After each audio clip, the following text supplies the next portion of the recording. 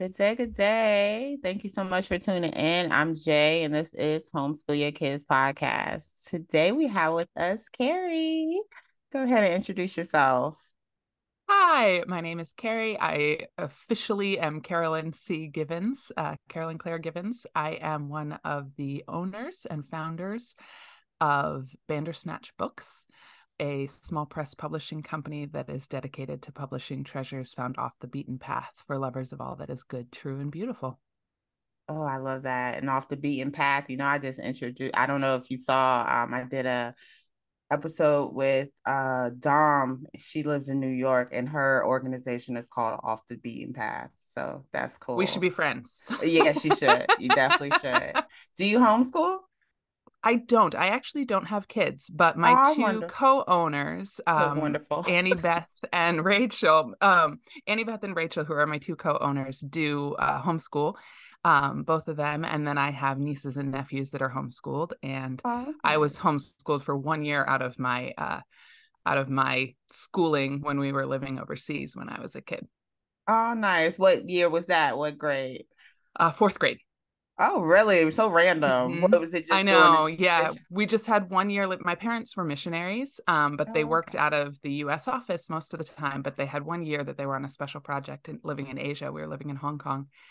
And so the options for school at that point in Hong Kong for an American system were very limited. Mm. And so they decided that they would homeschool us. And it was actually a really cool method of homeschooling. My mom basically just partnered with my elementary school and said, "What does she need to learn?" And they handed her a Okay. bunch of books.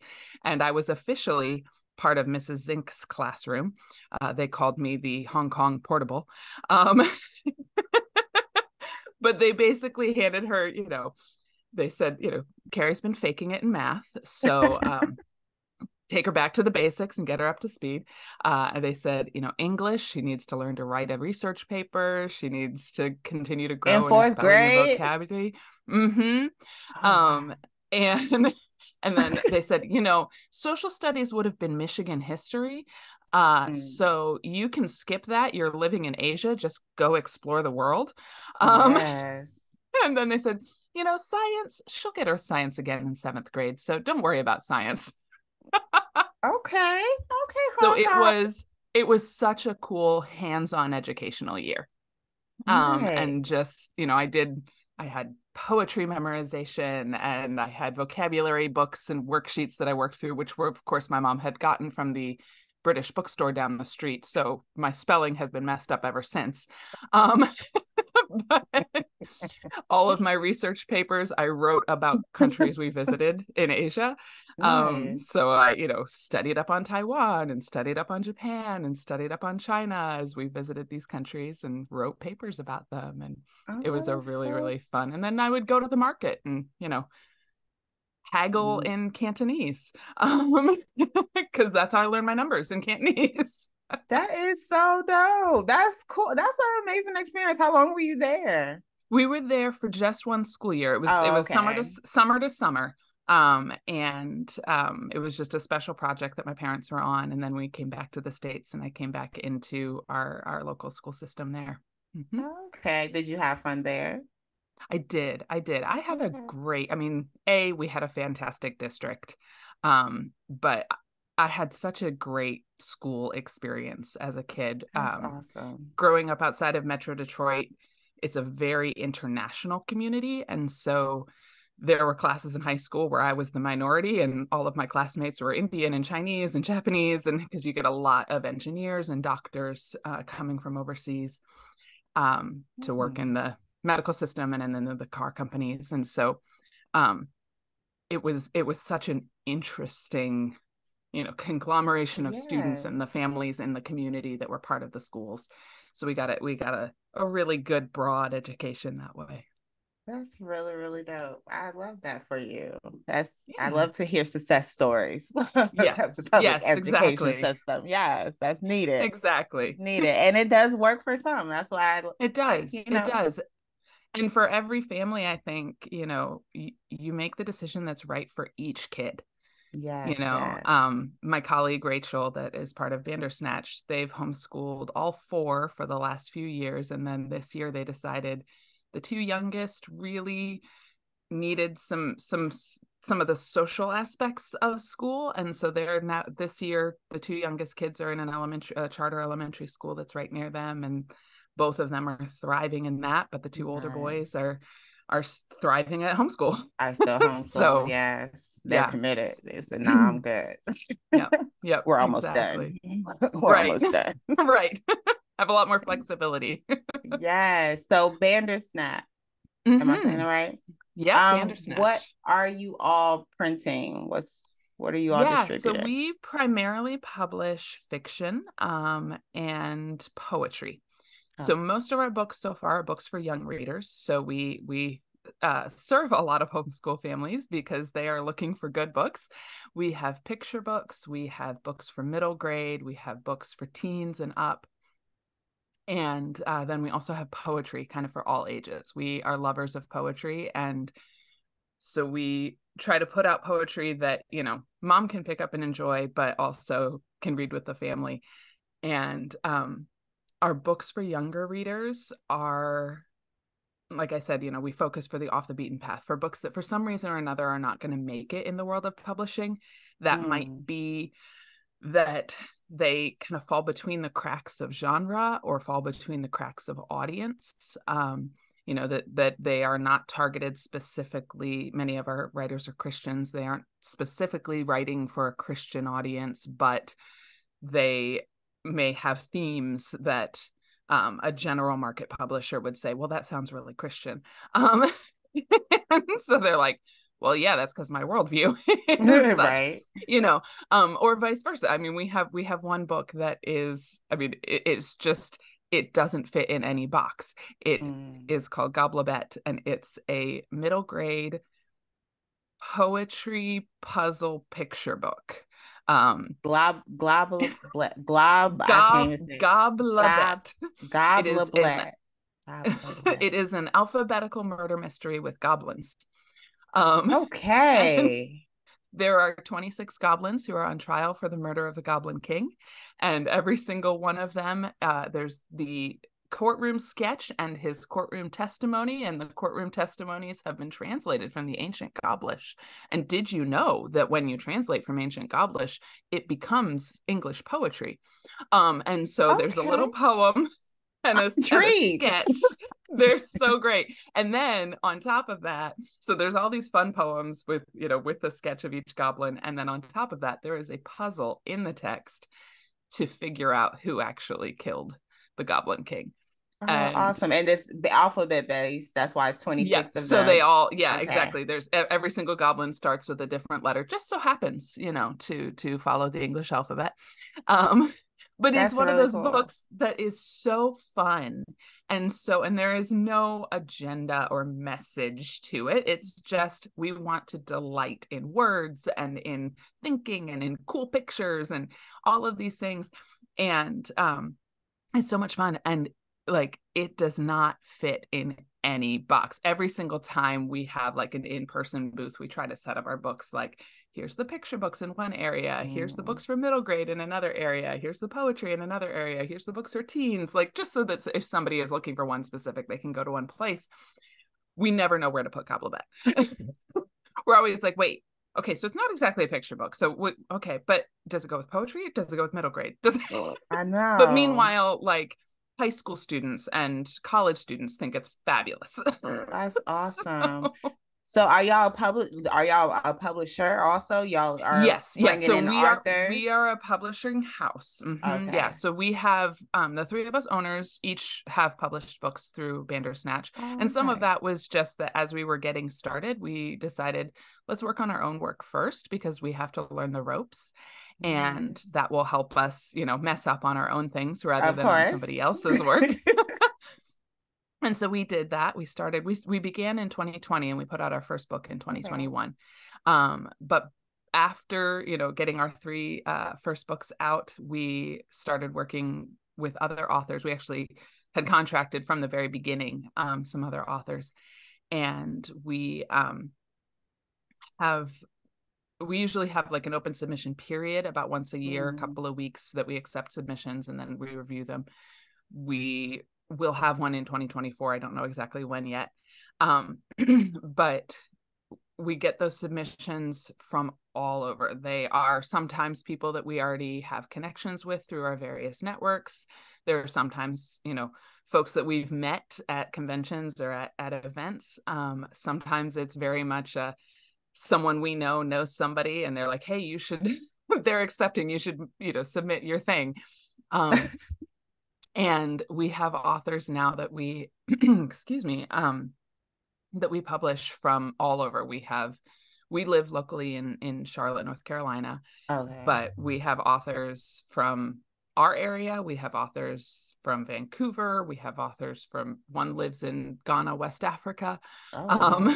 We have one in Texas. We have some in the Midwest, like all over the place. And so it's, it's a broad spectrum of whose books have come to us. And we have some criteria on our website of the kinds of things we Okay. look for, but what it really comes down to is this a book that we see that the value in it, we see the delight that it will bring readers, and we also see why it's not going to fit at another publisher. And so we want to take it and get it out in the world. We have one coming next year that's a middle grade novel in verse. It's called Mari in the Margins, and it's got, as a non-poet myself, I do not understand how a poet can tell a novel-sized story in poetry. Like, it's Oh, amazing. It's such a yes. remarkable gift to me. But I read this book and I was so moved just by the story. And I just knew the main character's 12. And I'm like, any 9 to 12-year-old girl who is feeling like she's sort of in the margins of her life is going to resonate with Mari, who feels like she's kind of shuffled. She's the middle kid of 9. Oh, And wow. everybody sort of forgets about her. And she starts writing poetry in a poetry journal, and her story comes out as she uses this journal. And so there's doodles throughout the book and then poetry that tells the whole story. It's an amazing book, and That sounds fun. I I'm love so books. excited we get to put it out. I love books, okay? Yeah. Like, Yeah. love. That was my go-to forever. When you get to adulting Mm-hmm. and stuff, you don't get to I know. indulge as much as you would like to. But books, oh my goodness. Yeah. It's Yeah. just they're gifts.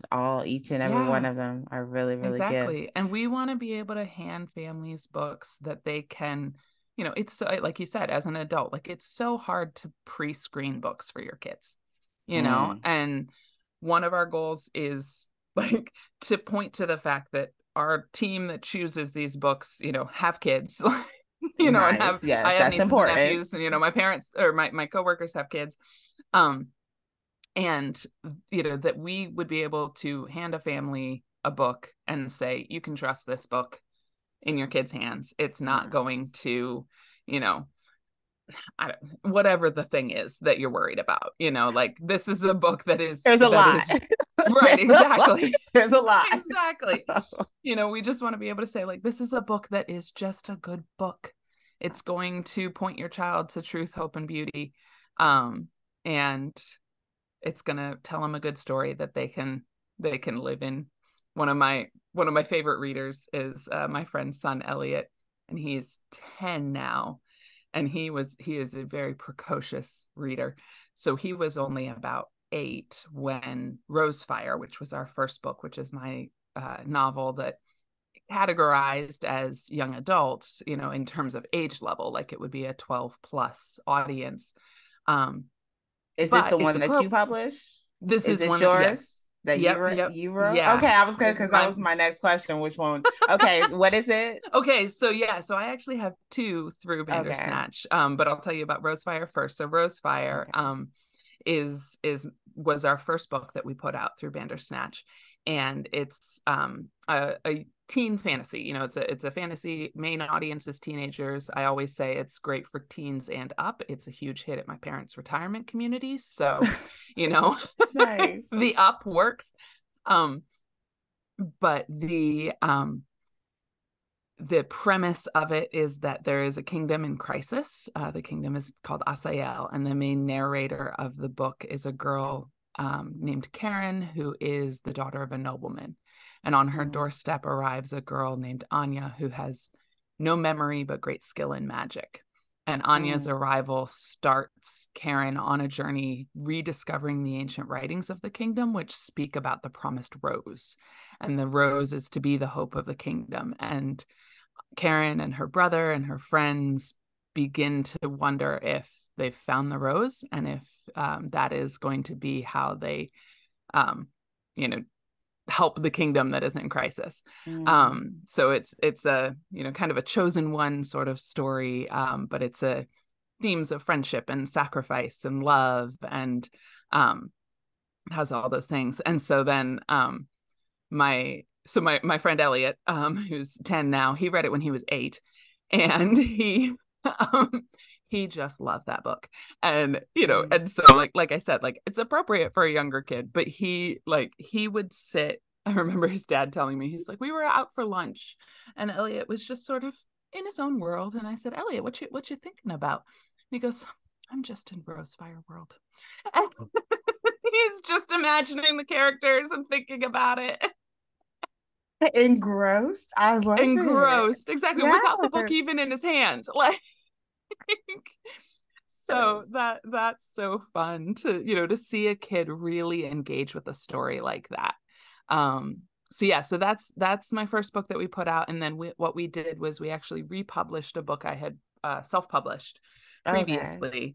And that one is for younger readers. That one would be a chapter book for like lower elementary, or as a read aloud. It's a great read aloud because it's nice short chapters that, you know, you can take 10, 15 minutes and read.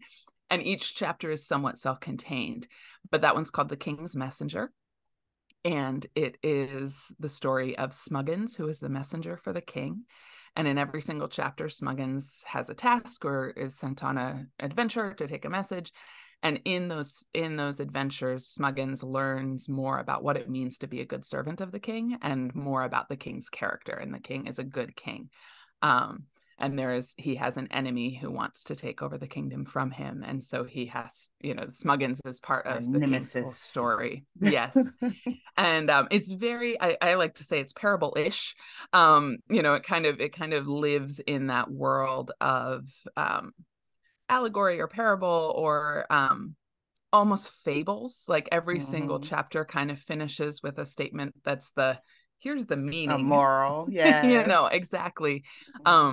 But then all the chapters sort of weave together into a whole. So that one's a nice, actually, that one I have in my stack of books. You have over there. I love that. Yeah. So here, I'll show you I actually have that one right in my stack of books here, but this is The King's Messenger. And I know that we're on a podcast and the people listening can't see the book, you know, I do YouTube too also, so they'll get to see. Yes, we're in good shape. Yes. So yes, if you're only listening to the audio, go to YouTube and subscribe. See the cover. Yes, right. Oh, and yes, I know I haven't done that. Yeah, subscribe, like, what is it? Hit the like button, all the things. Share, all that stuff. Well, that means then the YouTubers probably just saw my cat walk through as well. So yeah. Yes, his name is Lord Peter Wimsey. He believes in books surrounding you at all times. Lord Peter Wimsey. Mm-hmm. That's a book character. That is from Dorothy Sayers' Mysteries. Her detective is named Lord Peter Wimsey. And he's one of my favorite characters, and he's described as cat-like. And so when you get a cat, you know, you name him after. My philosophy on cat names is it should be favorite characters or little old lady names. Those are your two best options. Okay. Well, I don't plan to get a cat, but I will definitely tell all my friends that, hey, that sounds good. Has to be a favorite character. Favorite character or little old lady. Yeah. strategize, please. Like, Exactly. don't. Exactly. Yes. Nice. I love. Oh, you are just sitting in there floating around with all this lovely world of make believe and It's a lot of imagination. fun. I It's a lot of fun. know. Hmm. So are y'all Christian based? Because I heard you mention Christian Yeah, earlier. so we are all Christians. Okay. We actually specifically don't publish books that are that a Christian publisher would publish, because we want to Okay. look for those books that are off the beaten path. So if it is something that is a very message laden book, it's not going to be the right fit for us. Like, maybe a great book, but it's just not the right fit for Not us. for us. Yes. Exactly. And so we are looking, as we look for books and the kinds of books that we publish, we're thinking about good stories. We're thinking about hopeful themes. We're thinking about, redemption stories, but it doesn't need to have a God figure in it, and that sort of thing. So Okay. Do y'all have children authors? our youngest author is about 20. Okay. She wrote the book as a teenager. um, Okay. but of course it takes time to put a book out in the world. But ideally we would want a little bit of maturity, but again, like we read their submissions pretty much blind. Like, we have, the person's info and can like look up their social media and something like that. But in Mm. terms of, that's an example that I read that manuscript and I loved the manuscript. It's called The Balter of Ashton Harper. And just reading it, and even the themes that she processes in that book. When we met her and got to know her and started talking about publishing her book, she was maybe 18 at that point. And I just said to her, Okay. I was like, how did you, what experience in your life led you to be talking about these themes of like disappointed hopes and things like that? Because Mm. I was like, you're only 18. You Right. haven't had, Like, and she, for what her, it came happened? out of, right, exactly. For her, it came out of 2020 that she was Oh, finishing high okay. school. She Oh. was like on her way to, being able to, she was going to speak at her first writers conference. She published her first book as a 13-year-old. Very precocious homeschooler. Yes. And really dedicated, like very, very focused on growing her craft as a writer. Mm. Her name's Millie Florence, and she, in 2020, it was like she was on the path to like speak at the writers conference that she had attended as a young writer, and like all of these things that were about to happen, and then everything closed down. Oh. And so Mm. that disappointment of like, here's this dream that she had of pursuing writing, and it felt like in the moment of 2020, Yes. like it was gone. Yes. And so for her, that's where the story came out of, that she has this boy. To balter is a verb, is to dance artlessly but with great enjoyment. Mm. And it's a Regency era historical fantasy, and her main Regency character, era historical historical fantasy. fantasy. Mm-hmm. Okay. Ooh. And her main character is a boy named Ashton Harper, who has 3 problems, and 2 of them are his sisters. And and the third one is that he desperately wants to get into Overmorrow Academy for the Arts, where he will become a great ballroom dancer. And getting it into the academy is hard, and he's concerned that if he hopes for it, if he lets himself hope for this dream, He's gonna be that if disappointed. he's going to be disappointed, and it may Yeah. break him. And that's kind of, they leave to he and both his sisters leave to try and travel to Overmorrow, or to travel to Overmorrow to audition for the school. And of course, magic interrupts their trip and everything goes wrong. um but it's such an incredible book, and with such really rich, deep themes.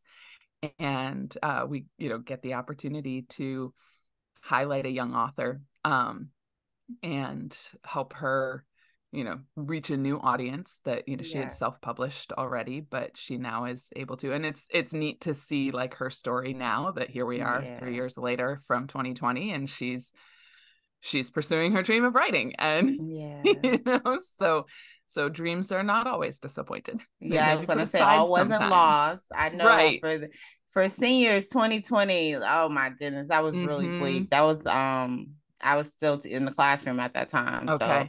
it Okay. was definitely a disappointing year for a lot of Yeah. Yeah. teenagers at that time. So I can Yeah. definitely Yeah. I understand. So Yep. that's awesome that she took the time to create with that. Like, Mm-hmm. she used that Exactly. energy to create something and release Exactly. what she was feeling. So a lot of young people didn't have those type of outlets or didn't think about those type of outlets. Right. So Right. that's awesome. But y'all seem like y'all titter outside of the box of religion in general, because y'all, I hear a lot of talk of magic. Mm-hmm. Mm-hmm. Yeah. So And that that's one because of the and mm-hmm, that's definitely one of the things that, historically, I don't know that any brick and mortar Christian bookstores exist anymore. I mean, there may be some independent ones. Um, but historically, some of the big, well known that the major Christian publishers were putting their books into, the bookstores had rules about, mm, having magic in books. And so that yeah, meant that the Christian publisher didn't accept a book because they knew it wouldn't sell in the bookstore that they put their books in. yeah, Um, and so, that's sad to think that, because again, with the off the beaten path idea, um, there are stories out there. I mean, Lewis, Tolkien, these great authors that are just renowned, like whether you agree with their beliefs or not, they are yeah, renowned writers who tell great stories, and they use the world of fantasy, the worlds of fantasy and myth and, all of these things to kind of shape their stories. And those things give, for somebody who has a Christian worldview, essentially you have a supernatural worldview. mm, You think, okay, there is something beyond this material world. Like that's the baseline of, of a Christian worldview, is there is something beyond this material world, that is outside of me, um, that exists. And so, okay, let me put that into a story. Well, how do I translate that? And it's hard, you know, it's really hard. And I think we see this throughout all forms of storytelling, TV, mm, movies, etc. It's really hard to display Christian faith well, mm, without it seeming heavy-handed, or without it being, it's not. My mom made the observation one time that she's like, why is it that in all TV shows Christians are always Catholic? mm, Like not always, but almost, you often see that. And one of the things as we discussed it that we realized was Catholicism tends to have more visual representation of their faith. There are, yeah. altars where you light candles and pray. There are, priests with, as opposed to, So it's kind of more to depict as far, like exactly, setting the there's scene something type visual, deal. right? Yeah. There's something to show, rather than someone who isn't in a high church, and Catholicism would fit within the category of high church. Someone who's in a more low church denomination of Christianity, something that doesn't have some of those visual activities, for them, prayer might be they're driving in their car Mm-hmm. and they're just talking to Jesus. Yeah. And like that's hard to show visually, Yes. you Yeah. know. So anyway, all that to say, like, magic winds up being a visual, and can become kind of a representational of a supernatural worldview. And so, so there are some really great books out there written by people who are of a Christian worldview from a Christian faith perspective. They aren't specifically writing about God or about Yes. Christianity, or, even necessarily with an agenda to convert. They are simply wanting Yes. to tell a great story, but because they come from a Christian worldview perspective, that great story is going to come through, you know, that's the lens Yeah, they're of going to tell their course. story through. And so then often it winds up coming out in a more fantastic sort of environment. So yeah, so that's, and Christian publishing doesn't know what to do. Traditional Christian publishing doesn't know what to do with that. And Yeah. general market publishing feels like, it seems like there's something going on here. And they don't quite Yeah. know what to do with that. And so that's why those books tend to fall in between and in the cracks, and where we found our sweet Y'all, I spot. was gonna say, yes, y'all are in the crack waiting, like, we Exactly. got you. No worries. I'm here. We got Exactly. you. Nice. I'm glad that y'all, like, stepping out off the beaten path, like you said, off Yeah. the beaten path. Yeah. Yes, that's important. That's important because, like, fiction is fiction. It's about your imagination. It's about, like, the Exactly. wonders of your mind in general. And yeah, I get the lens that it's coming from, but you Mm-hmm. know, we there's so much like that you can write Right. about. Like, Exactly. And I feel like I love, I don't know if you know the author Matali Perkins. mm, She's an Indian American author. She lives out in California. She's amazing. Love her so much. Um, but she talks about being a, what's her phrase that she uses? Well, she has a book called Steeped in Stories. no, That is I an like that. excellent, it's an excellent book for someone who is looking at classic literature like Anne of Green Gables or Frances Hodgson Burnett, or some of these authors that, like, they're part of the the standard curriculum of classic literature. Yeah, And the ones in I didn't 2020, like. I but gotta in do it. My degree's in English, so I read a lot mm-hmm, of mm-hmm, classical literature. A yeah, lot. yeah. Well, and what she does in this book is she says, okay, so how do we, because some of these books have problematic elements in them, Mm, that we recognize that in 2023, whether that's racism or misogyny or whatever it happens to be. These elements exist within these books that are from the 1800s or the early 1900s. So yes, how do we ma'am. address that? How do we navigate that in 2023? And her book Steeped in Stories, she takes um six, I think, of those books that she grew up on. They were her favorites as a child. Growing up, she came to this country as an immigrant in elementary school, Mm, from India. And she's like, I read a bunch of books by white people because that's what was at the library. mm, And and she's like, and as a little brown girl, I was steeped in these stories. But she talks about being a mm, oh gracious, what's her phrase? Basically a well-read child, a many mm. booked child. I like And by that. Many being books. right, exactly, by having this breadth of books, she saw Mm, these different perspectives. And yeah. so now, as an adult and as a children's writer, she's able to look at these books and say, okay, I understand what is problematic in these books. I understand what is valuable in these books. And if it is a book that the bones are problematic, the entire thing Mm, comes from, then no, it's probably not worth reading to our children today. But if it is a book that in its bones has a good heart, has a good direction and something, something we want to hold up for our children, but it has problematic elements, then it's an opportunity to read the book with our children and to help and them process what is, yeah. how do you feel when you see a brown person described with stereotypes, Mm-hmm. or like, and help them understand that, okay, this is not the way to do that, Mm-hmm. but we can appreciate a whole story without, we don't have to throw the baby out with the bathwater.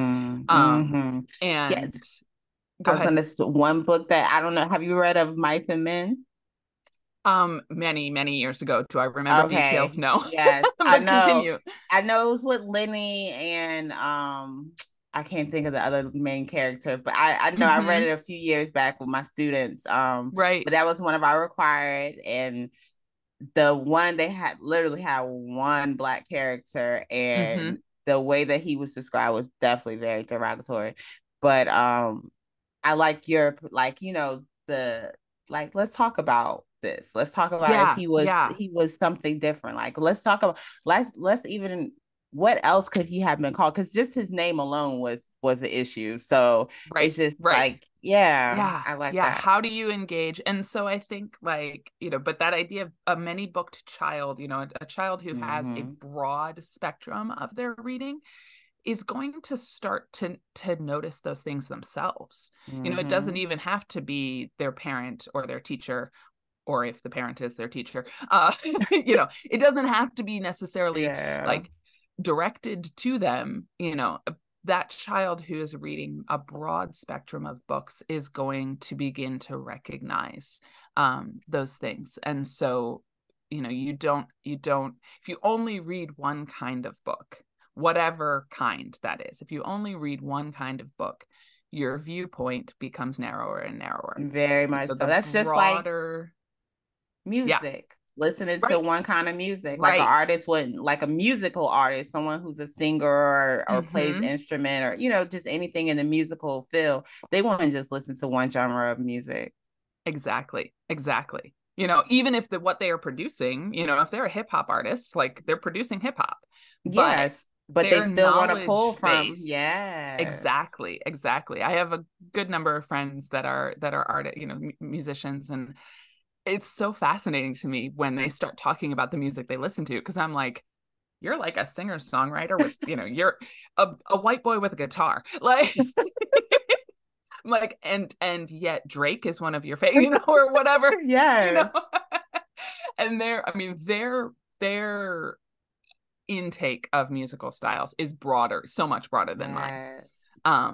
But then if I translate that into books, it's like, okay, yeah, I want to read modern fiction, I want to read classical fiction, I want to read poetry, I Yes. want to read Shakespeare, I want to read indigenous stories, I want to like, I want to get all of these things and bring them together into a tea that I will steep in, so that when I tell my Yes. stories to Steel Metallies, Steeped in stuff. I know. I love that title. it's I'm a great look it's a intrigued great again. title. I should have been taking notes. I'm gonna have to run this back and write down all Fortunately, these. you've recorded it, Yes, right? exactly. That's why I'm gonna have to run it back and just write down all these titles. But that's cool. That's awesome. And I love, like, once again, off the beaten path. I love what Mm-hmm. you all are doing. Game Thank changer. you. It's like not Thank you. not a restriction of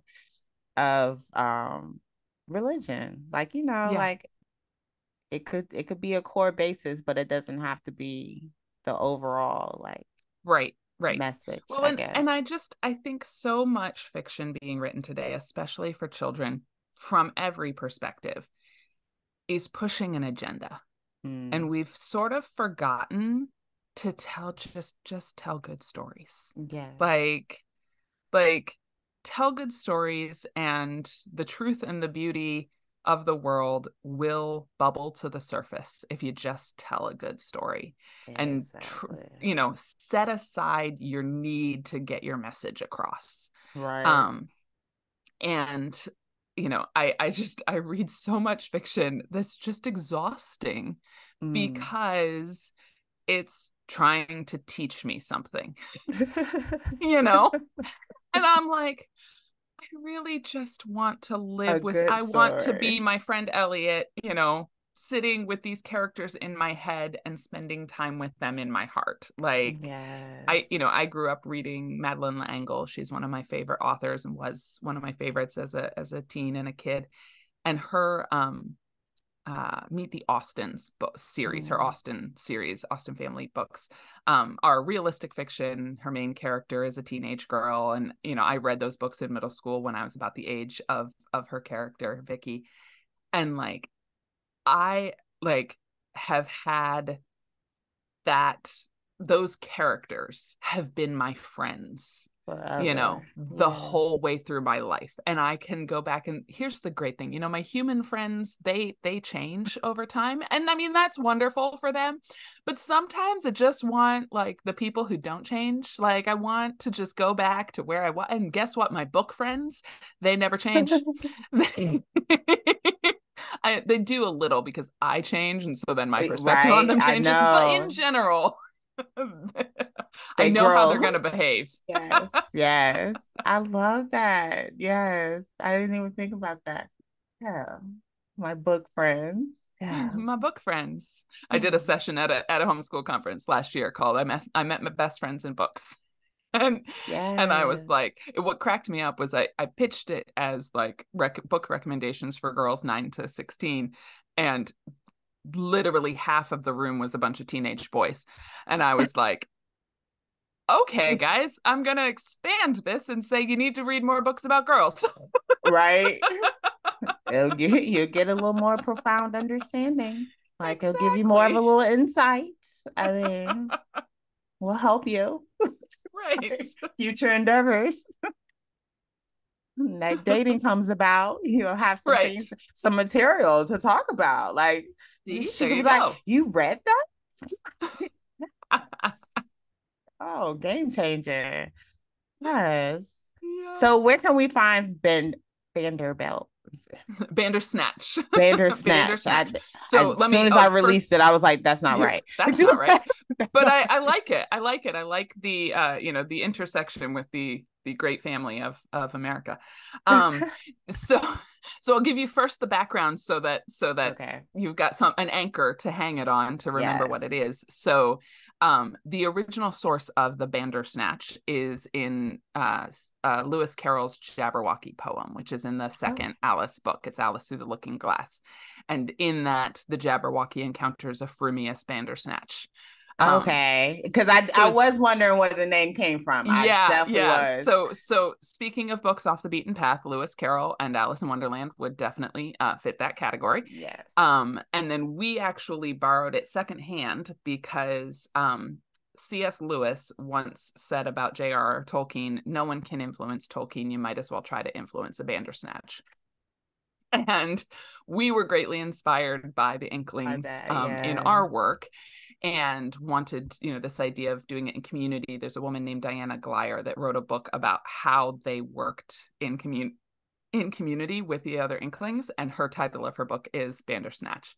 And so Okay. that was how we kind of came to the name, sort of, all of the references work for us.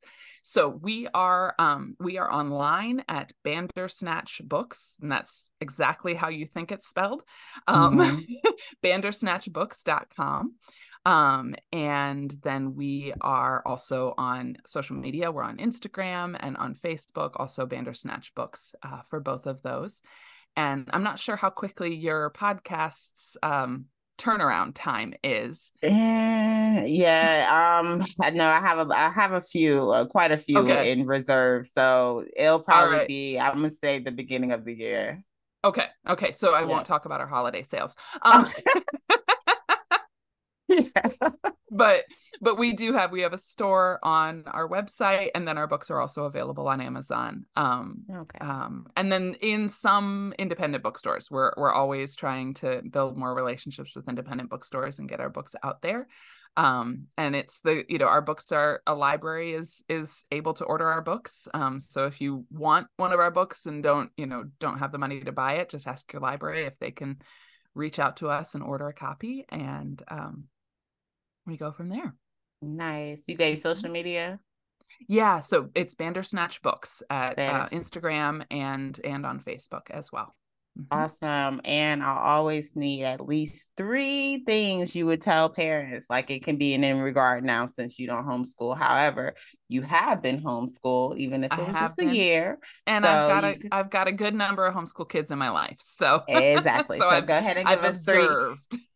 three pieces of advice, words of inspiration, motivation, anything. Just Yeah. 3 things you would like to Yeah. leave parents with.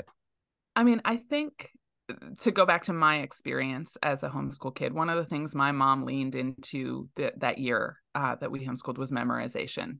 She said, Mm, she's like, Carrie's at an age right now where she's a sponge and she can memorize things. And so every single day I was working on a poem or a passage of scripture or, just a prose passage to memorize. And I still, we're talking 30 years later, I still nice. have those in my head and they come to the surface. And that's just such a rich heritage to have. So especially if you've got those elementary age kids that are kind of at that sponge age, Mm-hmm.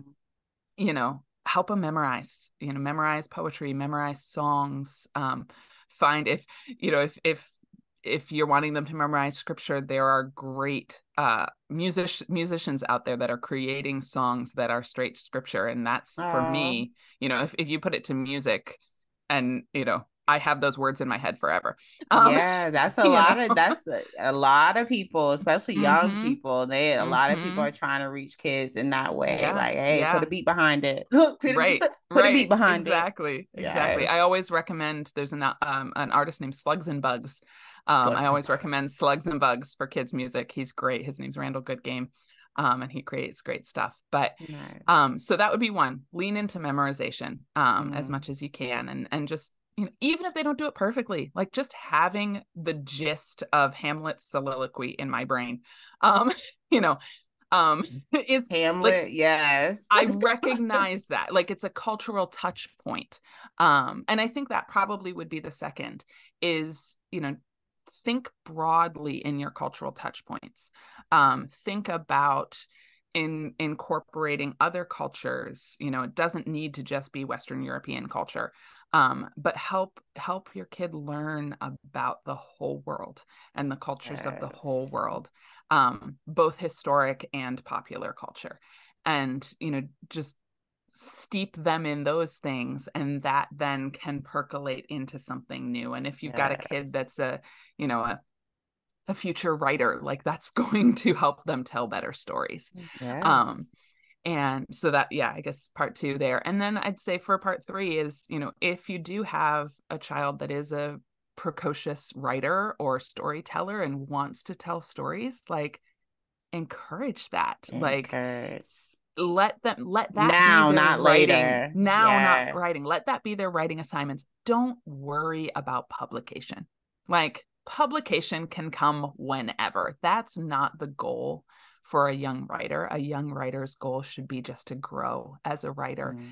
read lots of good books, continue to write, find other young writers that they can go back and forth with. Two of my nieces are, high school, well, one's now in college, but as they were in high school as homeschoolers, they have had a community of young writers, and they have had, like, the tools that they have with the internet these days is so amazing. Because, like, my nieces were all working, they each had stories that they wanted to work on along with some of their friends. And they were like, I really feel like I need to develop my characters more. And so they created a Google Doc.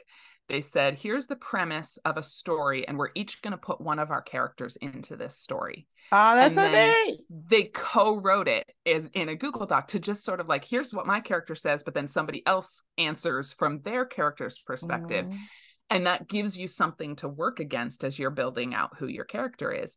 And I'm like, that's such an incredible exercise for Yes. developing a character in a fiction story, is, not just working in my own brain, but also working up against someone else's. And so, so get your kids connected with other young writers in safe online, however you, whether that's an in-person community or whether you can create some sort of locked down safe online community for them. But get them engaging with other young writers so that they can sharpen their work against another writer. Yeah, you just light bulb me, girl. Like that's a beautiful Isn't that idea. cool? I know. Yes. You can even do that with scripts or move Yeah. like plays and stuff. Yeah. We can Yeah, collaborate definitely. so much easier than we used to be. Yeah, I I like think that. back I think back to college. My friends and I wrote a story together in college, and it was like, you would write a section and then email it out to everybody. And then, like, the next person would write a section and email it out to everybody. And, like, first off, you had to write a long section because you were spending time to email it, you know. Mhm. And I'm like, now my nieces are literally doing that line by line in a shared doc. Like, and the whole Yeah, thing's there. You don't have to go back to a yeah. previous email. Like, I know, and try to copy and paste things together right, and stuff. right. Yeah, it's way different. Way different Yeah. now.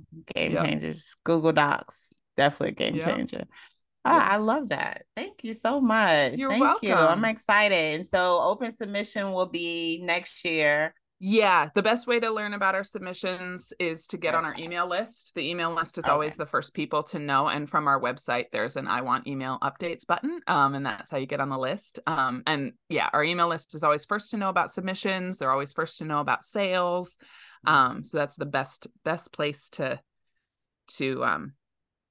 keep track of us and not lose us too much in the social media morass. Right. It'd be a lot going on. Whole lot. whole lot. There is. And we Yes. don't overwhelm with emails because I know what it's like to get way too many emails. So Right. I You try in the not to boat. send too many.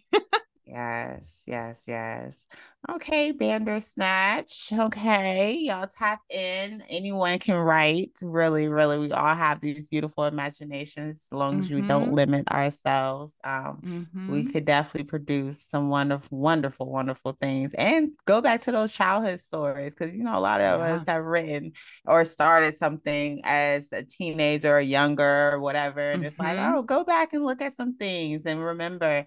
But yes, Yes. Bandersnatch needs some more books. And you see that they're all broad range. They're not limited. So if you guys want to publish something with them, like go visit their website Yeah. and check out some of their cool authors they already have. Because I'm very intrigued by a lot of those titles and premises. So really dope. I love it. I love it. Thank you. Thank you. Um, thank you. Thank you. Parents, keep going, keep believing, keep trusting. You got this. Keep tapping into all the resources. Books are wonders. They really are. Mm-hmm. A lot of our days are just spent with books. And actually, I was already thinking like, oh, we'll probably go to a library today. So it's wonderful we had this conversation because I'm like, oh yeah, no, we're really gonna go to the library today now. I like it. But I like yes, it. books take you everywhere. And that's like even if you just sit with your kids and read to them daily, like that, what they learn in that time is really Mm-hmm. substantial and it makes a huge, huge difference. It doesn't have to look like a worksheet or some kind of perfect curriculum for your child to be actually learning. So just tap into the books. Find the books. Yes. Find the But books. homeschool your kids.